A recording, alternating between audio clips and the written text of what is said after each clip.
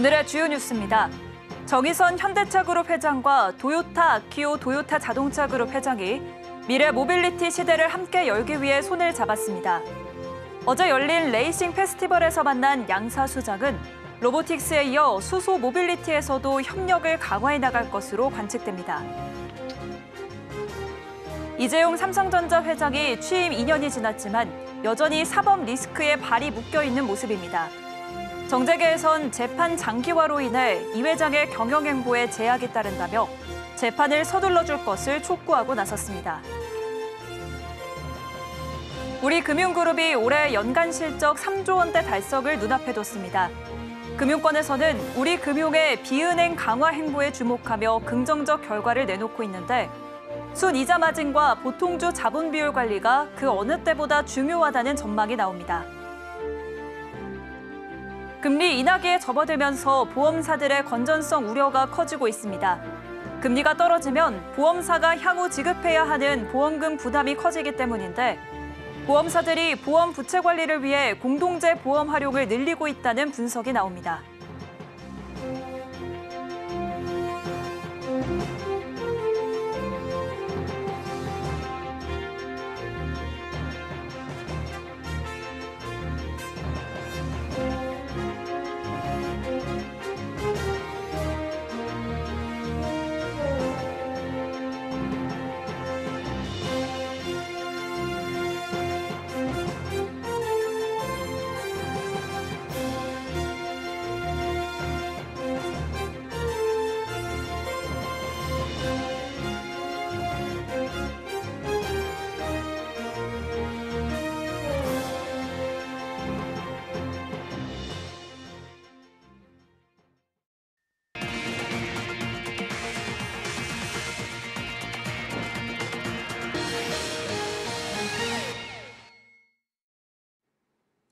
여러분 안녕하십니까? 10월 28일 서울경제 뉴스5 시작합니다. 정의선 현대자동차그룹 회장과 도요타 아키오 도요타 자동차그룹 회장이 미래 모빌리티 시대를 함께 열기 위해 손을 잡았습니다.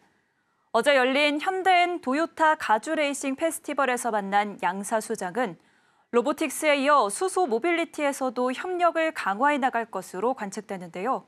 이혜란 기자입니다. 어제 경기도 용인 스피드웨이에서 열린 현대엔 도요타 가주레이싱 페스티벌 현장.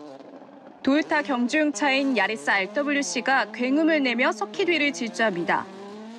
묘기 수준의 드리프트를 선보이고 멈춰서자 아키오 도요타 자동차그룹 회장이 차에서 내립니다. 보조석에선 정의선 현대차그룹 회장이 내려 무대에 오릅니다. 양손을 잡고 부둥켜하는 두 사람. 글로벌 완성차 업계를 이끌고 있는 양사 수장은 미래를 언급하며 사업 협력 의지를 내비쳤습니다. 금년 초에 도요타 회장님을 일본에서 뵀을 때 같이 우리 레이스의 진심이기 때문에 행사를 하는 것이 어떻겠냐는 제안을 받고 제가도 너무 많이 기뻤고 그래서 준비를 해서 오늘 마련하게 됐습니다. 그래서 도요타 회장은 미래 모빌리티 분야에서 현대차와 협력할 것이라고 화답했습니다. 현대もトヨタも一緒になってもっといい車、もっとモビリティの未来を作っていきたいと思いますから。 공식 석상에서 처음인 두 사람의 만남은 모터스포츠의 매력을 알리기 위해 성사됐습니다. 이날 현대차그룹과 도요타그룹은 고성능 양산차와 경주차를 선보이며 기술력을 뽐냈습니다. 이번 만남을 계기로 양사 간 수소 모빌리티 동맹이 구축될 거란 관측이 나옵니다. 다만 부족한 충전 인프라 문제 등은 수소차 시장의 활성화에 걸림돌이 되고 있는 상황. 현대차와 도요타는 충전 인프라 협력을 비롯해 가격 문턱이 높은 수소차의 한계를 극복할 수 있는 대중화 모델 개발에도 힘을 모을 수 있다는 게 업계의 관측입니다. 또 전기차와 하이브리드차 기술력을 갖춘 두 기업이 역량을 모아 전동화 전환의 속도를 높일 수 있을 것으로 전망됩니다. 양사는 앞서 차세대 먹거리로 꼽히는 로보틱스 분야에서 힘을 모으고 있습니다. 현대차그룹의 로봇 제조 계열사인 보스턴 다이내믹스와 도요타 리서치 연구소는 인공지능을 활용한 휴머노이드 로봇 개발을 함께 진행하고 있습니다. 한편 이날 페스티벌에는 양사 수장 외에도 이재용 삼성전자 회장과 조현범 한국앤컴퍼니 그룹 회장 등도 참석해 분위기를 달궜습니다. 서울경제TV 이혜란입니다. 이재용 삼성전자 회장이 취임 2년이 지났지만 여전히 사법 리스크에 발이 묶여 있는 모습입니다. 정재계에선 재판 장기화로 인해 이 회장의 경영 행보에 제약이 따른다며 재판을 서둘러 줄 것을 촉구하고 나섰는데요. 김혜영 기자입니다. 삼성전자가 반도체 사업 경쟁력 악화로 빨간불이 켜진 가운데 이재용 회장의 사법 리스크가 발목을 잡는 모습입니다. 이 회장은 삼성전자 수장에 오른 지 2년이 흘렀지만 지난 2015년부터 시작된 각종 재판은 올해로 9년째 이어지고 있습니다. 오늘 이 회장은 삼성물산과 제일모직 부당합병 의혹 사건 항소심 재판에 출석했습니다. 앞서 1심 재판부는 지난 2월 이 회장의 19개 혐의 모두 무죄를 선고했지만 검찰이 항소하면서 2심이 진행 중입니다. 이 회장은 피고인이 공판에 직접 출석해야 한다는 형사소송법 규정에 따라 공판이 열릴 때마다 법정에 서고 있습니다. 진짜 사법 리스크가 삼성의 발목을 잡고 있고 삼성의 주가 하락들이 큰 영향을 주었고 오너 경영을 하게 되면 적자가 나더라도 추진력 있게 해야 하는데 전문 경영인들은 단기적인 성과만 목표로 합니다. 정재계에선 사법부의 신속한 재판 처리를 촉구하고 나섰습니다. 더불어민주당 박지원 의원은 최근 국정감사에서 이재용 회장은 2020년부터 지금까지 96번 재판정에 나갔다고 지적하며 삼성이 일어나야 대한민국 경제가 일어난다고 생각한다고 밝혔습니다. 삼성이 경영위기를 겪는 가운데 이 회장이 재판에 얽매이다 보면 경쟁력이 하락하고 우리 경제에도 악영향을 줄 수 있다는 취지입니다. 재계에선 이 회장의 사법 리스크가 완전히 해소되기까지는 시간이 걸릴 수 있기 때문에 총수로서 과감한 의사결정을 하기 힘들 것이라며 조속한 재판 처리가 필요하다고 목소리를 높였습니다. 한편 내달 1일 삼성전자는 창립 55주년을 앞두고 있습니다. 재계 안팎에선 지금의 위기 돌파를 위해 이 회장이 어떤 메시지를 내놓을지 주목하고 있습니다. 서울경제TV 김혜영입니다. 우리금융그룹이 올해 연간 실적 3조 원대 달성을 눈앞에 뒀습니다. 금융권에서는 우리금융의 비은행 강화 행보에 주목하며 긍정적 결과를 내놓고 있는데 순이자 마진과 보통주 자본 비율 관리가 그 어느 때보다 중요하다는 전망이 나옵니다. 이연아 기자가 보도합니다. 우리금융그룹의 올해 3분기 누적 당기순이익은 2조 6,591억 원, 전년 동기 대비 9% 증가했습니다. 우리금융은 이미 3분기 만에 지난해 연간 실적 2조 5,063억 원을 넘어서며 올해 당기순이익 3조 원 달성 기대감을 키우고 있습니다. 우리금융의 당기순이익 3조 원 기록은 지난 2022년 3조 1,417억 원이 마지막입니다. 3분기 누적 이자이익은 6조 6,150억 원, 비이자이익은 1조 3,780억 원으로 여전히 이자이익이 높습니다. 다만 전년 동기 대비 비이자이익이 53% 이상 늘면서 체질 개선 노력이 결실을 봤다는 분석이 나옵니다. 금융권에서는 우리금융의 지난 8월 우리투자증권 출범과 동양생명과 ABL생명 인수를 추진 중인 비은행 강화 움직임에 주목하며 향후 실적 개선과 주주 환원 기대감이 커졌다는 긍정적 평가를 내놓고 있습니다. 현재 우리금융은 순이자 마진과 보통주 자본 비율 관리라는 전사적 중요 과제가 있습니다.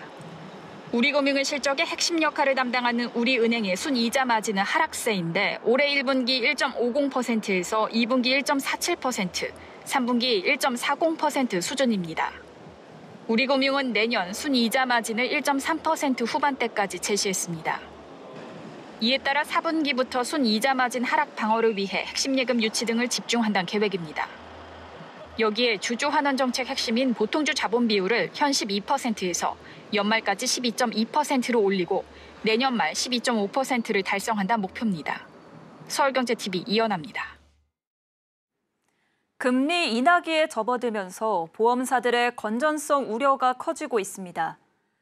금리가 떨어지면 보험사가 향후 지급해야 하는 보험금 부담이 커지기 때문인데요. 보험사들이 보험 부채 관리를 위해 공동제 보험 활용을 늘리고 있다는 분석이 나옵니다. 김도아 기자입니다. 기준금리 인하가 현실화하면서 보험회사의 보험금 지급 능력을 보여주는 건전성 지표인 지급여력 비율 킥스가 악화하고 있습니다. 금리가 하락하면 보험계약자에게 줘야 하는 보험금, 즉 보험 부채가 자산 증가분보다 커지기 때문에 킥스 비율이 떨어집니다. 올해 2분기 경과 조치가 적용된 보험사의 킥스 비율은 217.3%로 1분기보다 6.3%포인트 하락했습니다. 킥스 비율뿐만 아니라 새로운 회계제도상 자본 비율도 감소할 가능성이 커지면서 공동재보험이 대안으로 떠올랐습니다. 보험연구원이 오늘 발표한 보고서에 따르면 금리 위험에 대응하기 위한 보험사들의 공동재보험 수요가 증가할 것이란 전망입니다. 공동재보험은 보험사고 발생 시 지급하는 금액인 위험보험료를 출제하는 전통적 재보험과 달리 보험 리스크뿐만 아니라 금리 리스크, 해지 리스크 등을 모두 재보험사에 이전하는 방식으로 보험사들의 자본 비율 관리 수단 중 하나입니다. 실제 보험사들은 공동재보험으로 선제적인 금리 위험 방어에 나서고 있는 모습입니다. 동양생명은 지난 6월과 9월 두 차례에 걸쳐 외국계 재보험사와 3,500억 원 규모의 공동재보험을 체결했습니다. 앞서 ABL생명과 신한라이프, 삼성생명도 공동재보험을 체결하며 고금리 보험 계약의 금리 위험에 대비하고 있습니다. 보험연구원은 지속적인 금리 하락을 예상하며 공동재보험이 보험사들의 재무 건전성을 개선할 수 있다면서 공동재보험 시장의 경쟁을 촉진해 활성화가 필요하다고 제언했습니다. 김석영 연구위원은 효율적인 재보험 활용을 통해 보험사의 경영 효율을 향상시킬 수 있고 시장 경쟁을 통한 재보험 비용 절감을 기대할 수 있다고 밝혔습니다. 서울경제TV 김도아입니다. 롯데쇼핑 주가가 맥을 못 추고 있습니다. 실적도 투자도 그야말로 낙제점에 가까운 성적표를 받아들이면서인데요. 겹 악재의 유통업계 최초 밸류업 계획 발표도 돌파구가 되지 못했습니다. 위기의 롯데, 날개 없는 추락입니다. 김보연 기자입니다. 오늘 한국거래소에 따르면 전거래일 기준 롯데쇼핑 주가는 올해 들어 16% 하락했습니다. 롯데쇼핑 시가총액은 1조 7,822억 원으로 지난 2021년 고점 3조 5,643억 원 대비 50% 하락했습니다. 낙제점 실적 성적표가 주가의 발목을 잡은 모습입니다. 연결 기준 올 상반기 롯데쇼핑의 매출은 6조 9,411억 원으로 전년 동기보다 3.4% 감소했고 영업이익은 소폭 증가했지만 682억 원의 순손실을 내면서 적자로 전환했습니다. 부문별로 보면 백화점의 경우 영업이익이 전년 동기 대비 24.2% 감소한 1,491억 원에 그쳤는데 이는 경쟁사 대비 2배 이상 많은 점포를 보유하고 있으면서도 뒤처지는 성과입니다. 같은 기간 별도 기준 신세계백화점의 영업이익은 1,955억 원, 현대백화점은 1,747억 원을 기록했습니다. 오프라인보다 더 돈을 갉아먹는 부문은 온라인, 이커머스 부문 롯데온입니다. 우선 이번 상반기 영업 적자액은 423억 원으로 매출액에 육박한 규모입니다만 이보다 더 큰 문제는 지난 2019년 6월 출범 이후 단 한 번도 적자에서 벗어난 적이 없다는 점입니다. 누적 영업 손실은 5,903억 원에 달합니다. 이외 하이마트, 컬처웍스, 면세점 역시 상황은 비슷한 분위기입니다. 롯데쇼핑은 유통업계 최초로 밸류업 계획을 공시했지만 주가엔 반영되지 못한 모습입니다. 이달 롯데쇼핑은 주주들에게 최소 주당 3,500원을 배당하겠다고 밝혔지만 이번 분기 주당 순이익이 전년 동기 대비 손실로 적자 전환했습니다.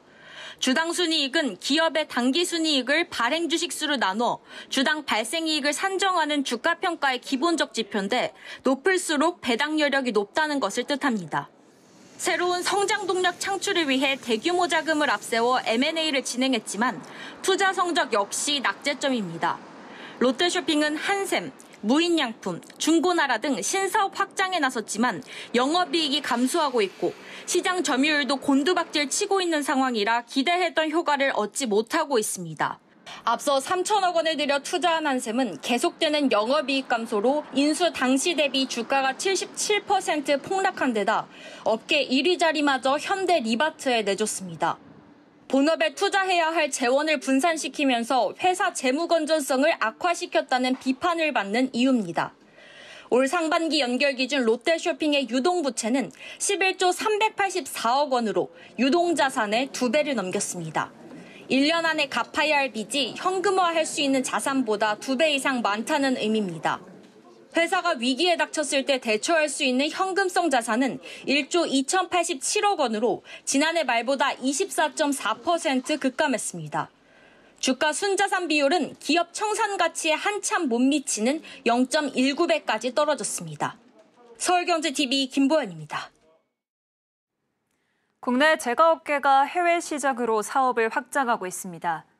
내수 시장의 축소, 소비 위축 등에 따라 새로운 성장 동력을 찾기 위한 전략인데요.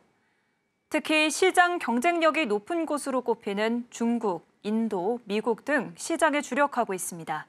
이혜연 기자입니다. 국내 제과업계가 해외 시장으로 적극적인 판로 개척에 나서고 있습니다. 내수 시장이 축소되고 해외에서의 제과 시장이 점점 더 커지고 있기 때문입니다. 시장 조사기관 리서치앤마켓에 따르면 글로벌 제과 시장은 오는 2028년 약 313조 원으로 확대될 전망입니다.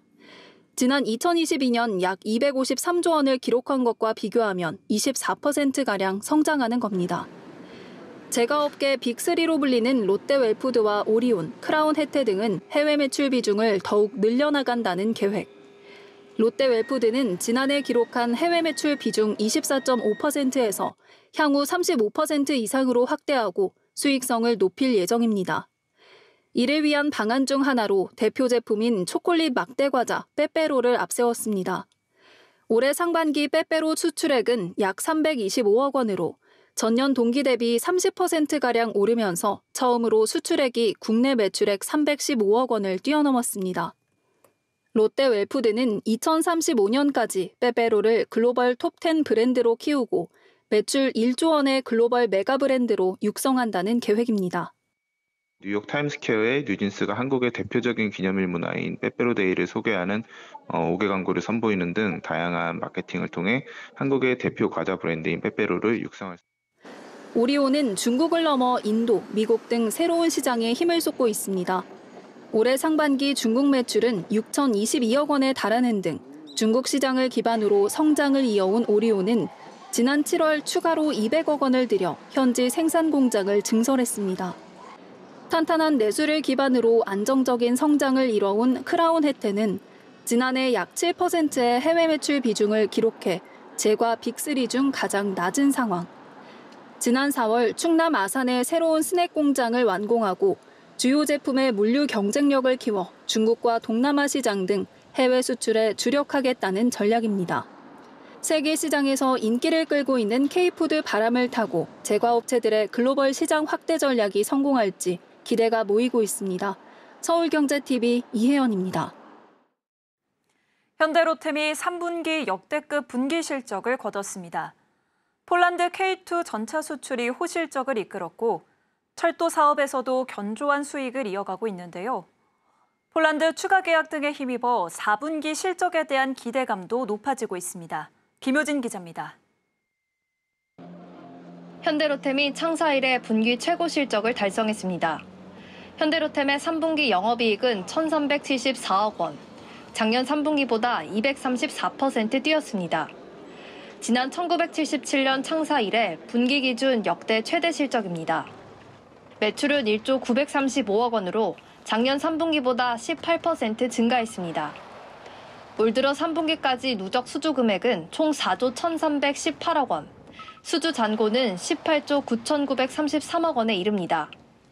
올해 역대급 영업이익은 주요 사업인 방산 외에도 철도 사업과 에코플랜트 사업이 고른 수주를 이어간 덕으로 분석됩니다. 올해 3분기까지 방산에서 1조 4,671억 원, 철도 사업 1조 762억 원, 에코플랜트에서 3,925억 원의 매출을 기록했습니다. 매출 비중을 따져보면 방산 49%, 철도 36%, 에코플랜트 13%입니다. 현대로템의 4분기 실적 전망도 밝은 상황입니다. 폴란드와의 K2 전차 180대 실행 계약분 중 절반 이상이 4분기 매출에 반영되기 때문 2022년 폴란드와 실행 계약을 맺은 K2 전차 물량 180대 중 올해 하반기 출고되는 38대와 내년에 출고되는 96대가 올해 4분기 매출에 반영됩니다.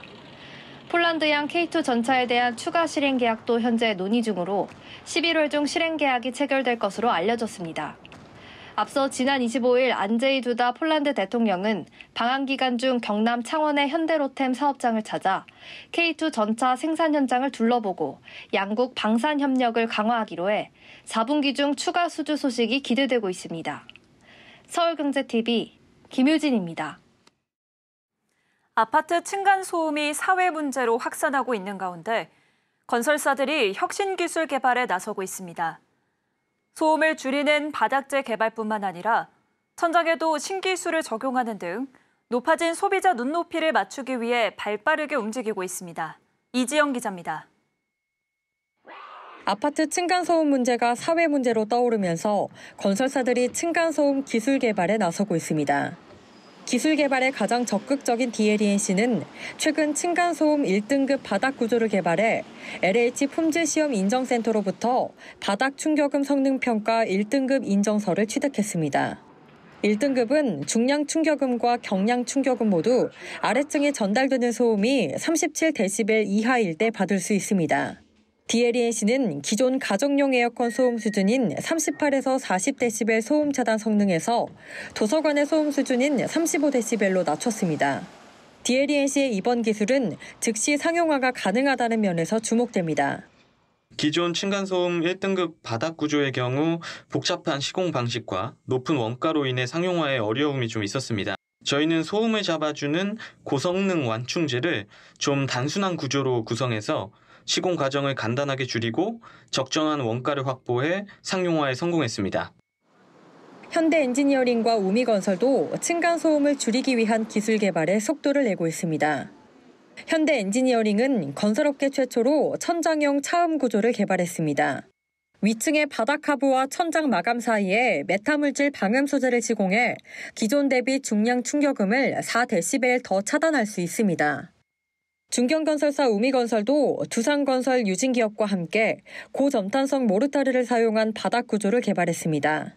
기존 바닥 구조는 콘크리트 슬래브, 경량기포 콘크리트, 마감 모르타르 등으로 구성되는데 이 중 경량기포 콘크리트를 고점탄성 모르타르로 대체해 하중을 키우는 겁니다.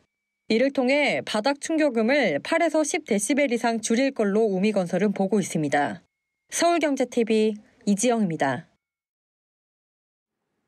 하나건설부문이 서울역 북부 역세권 복합개발 사업의 인허가 및 금융 절차 등을 마무리하고 오는 11월 내 착공할 예정이라고 밝혔습니다. 하나컨소시엄은 지난해 10월 토지 매입을 위해 7,400억 원 규모의 브릿지론을 조달한 데 이어 1년여 만에 2조 1,050억 원 규모의 본 PF 전환을 마쳤습니다. 서울역 북부 역세권 복합개발 사업은 철도 유휴 부지인 서울시 중구 봉래동 2가 일대에 마이스 시설과 오피스, 호텔, 오피스텔 등이 결합된 대규모 복합단지를 건설하는 공사입니다. 연 면적 약 34만 제곱미터에 지하 6층에서 최고 지상 39층 규모 건물 5개 동이 들어설 예정입니다. 이 사업은 하나임팩트, 한화, 하나커넥트, 하나호텔앤드 리조트가 출자해 설립한 서울역 북부 역세권 개발이 시행을 맡고 하나건설부문이 공사를 진행하는 등 하나그룹 계열사들이 주축이 돼 추진합니다. 국토교통부 대도시권 광역교통위원회가 철도와 항공, 버스 등 다양한 교통수단을 하나의 모바일 애플리케이션으로 이용할 수 있는 K마스 서비스를 오늘부터 시작합니다. K마스 서비스는 모바일 앱 슈퍼무브를 설치해 이용할 수 있으며 이 앱을 통해 현재 구글, 네이버, 카카오 등의 플랫폼이 제공하고 있는 목적지까지 최적의 경로를 검색할 수 있습니다. 또 경로상의 다양한 운송수단의 시간표를 실시간으로 조회하고 예약 결제까지 할 수 있습니다. 대강에는 이 서비스를 구축하기 위해 각 운송수단의 정보를 연계하기 위한 민관 업무 협약을 체결했으며 한국도로공사가 중개 플랫폼 사업자로서 여러 운송사의 정보를 통합 중개했다고 설명했습니다. 대강에는 슈퍼무브를 공식 가동한 데 이어 향후 관광과 숙박 등을 연계한 서비스로 확대할 예정이라고 밝혔습니다. 한국전력이 총 사업비 3조 원 규모의 사우디아라비아 신재생에너지 사업의 최종 후보에 올랐습니다. 한전은 우선 협상자로 선정돼 유리한 위치에 있다는 점에서 긍정적이라며 조만간 최종 결과가 나올 것으로 한다고 밝혔습니다. LG CNS는 지난 주말 발생한 팀원이 장애가 자사 네트워크 장비 문제에서 비롯됐다며 재발 방지를 위해 노력하겠다고 밝혔습니다. 전국 여객 자동차 터미널 사업자 협회에 따르면 어제 오후 1시경 전국 고속 시외버스 터미널의 발권 시스템을 운영하는 팀원이 전상망에 오류가 발생해 전국 버스 터미널에서 승객들이 승차권을 제때 발권하지 못하는 불편을 겪었습니다. 국내 OTT 시장에서 넷플릭스 독주 체제의 균열을 낼 마지막 기회로 주목받는 티빙과 웨이브 합병안에 웨이브의 주요 주주인 지상파 3사가 모두 동의했습니다. 다만 티빙 측 주요 주주인 KT가 아직 합병안에 찬성의 뜻을 내지 않으면서 넷플릭스 천하의 균열을 낼 수 있는 마지막 적기를 놓치는 것 아니냐는 우려가 나오고 있습니다. 포스코 퓨처엠이 비상 경영 속에서도 침체된 사내 분위기를 반전시키기 위해 직원들의 복지 확대에 나섭니다. 포스코 퓨처엠은 전 직원에게 500만 원 상당의 현금과 주식을 내년 1분기 전까지 지급한다는 계획입니다.